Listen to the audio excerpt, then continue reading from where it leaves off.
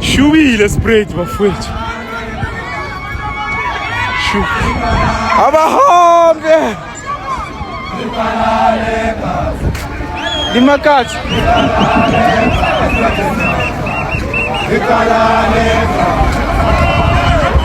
Chubby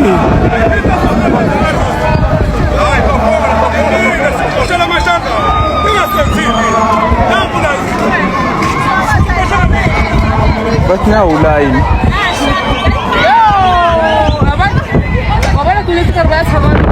Sorry, so fast. Sorry, keep it close. Zoom in. Slow.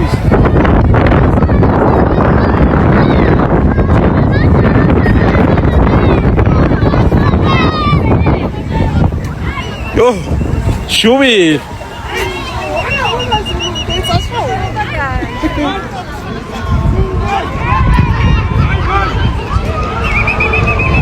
Namahata phakathi.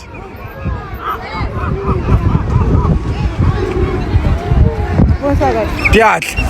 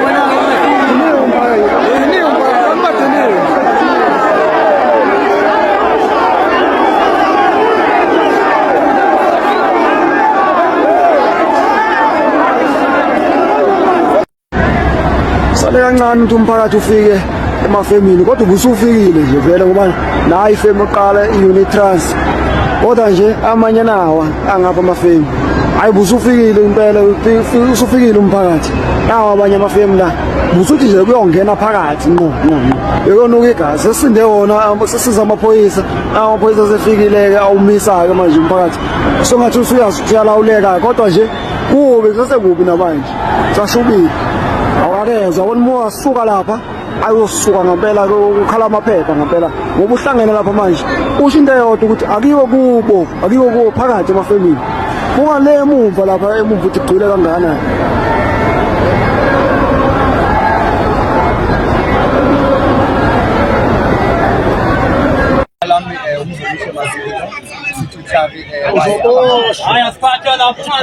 South Africans njengoba sila namhlanje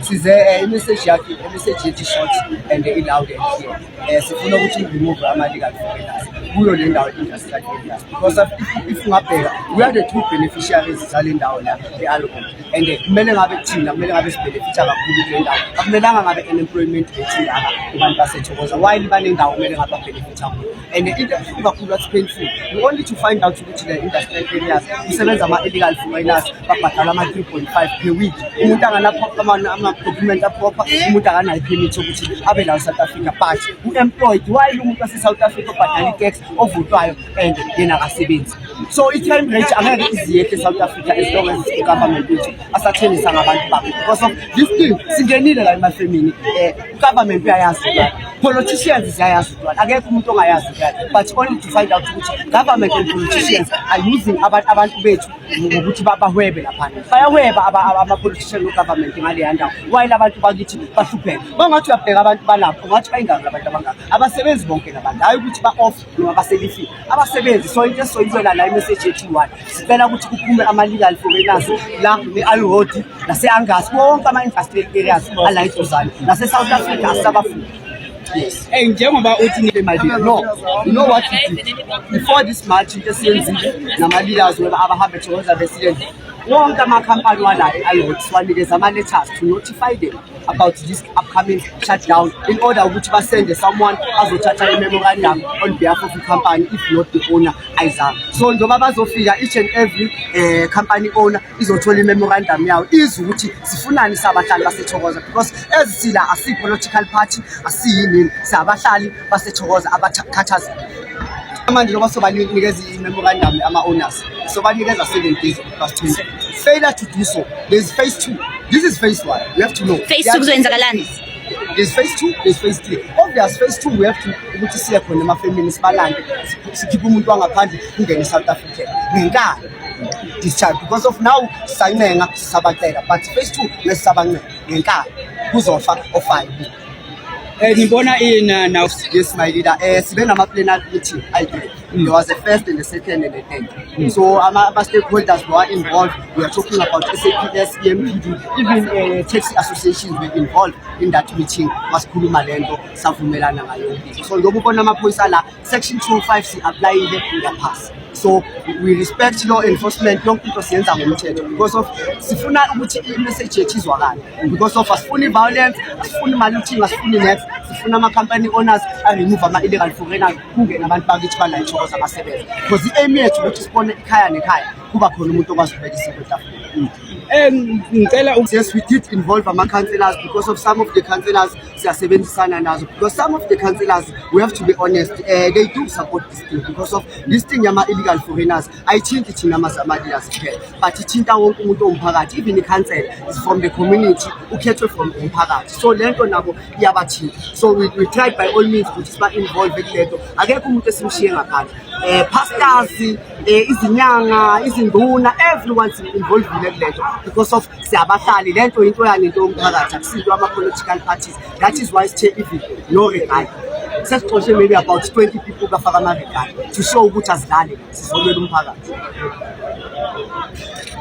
Nje la isibhedlela madoda abheka i-country inhle kanjani awubheke nje buka nje i-country inhle kanjani bheka nje madoda ngazofisa ukuthi ngathi kungahlala konje bheka nje kuclean kanjani bheka South Africans bekani nje country clean kanjani awubheke nje usmart nje ku-clean bafethu lokuthiwa abantu ama-hard workers bangcolisa i-country bademolish i-country yethu awubheke nje.